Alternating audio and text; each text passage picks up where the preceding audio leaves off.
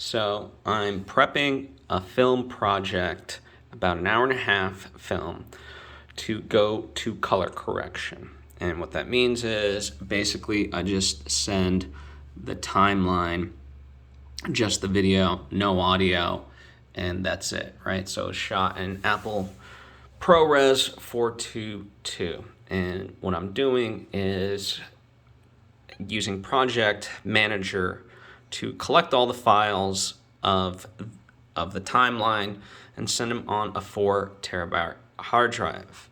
Now, when I started the process, I did an estimation of the disk size, so 3.51 terabytes. I have a 4 terabyte hard drive that I'm trying to get it to, but the problem is it still looks like it has a lot left over, and as far as the disk space available,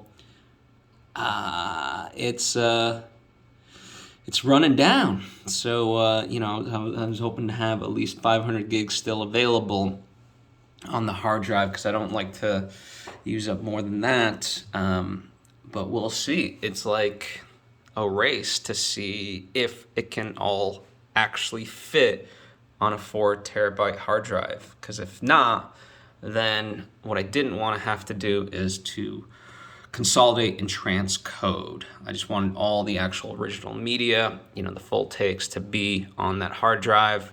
But if I have to consolidate and transcode it, not the end of the world. The thing that sucks is it'll take up more time, and I was hoping to have this done today, or at least early in the day, not later in the day.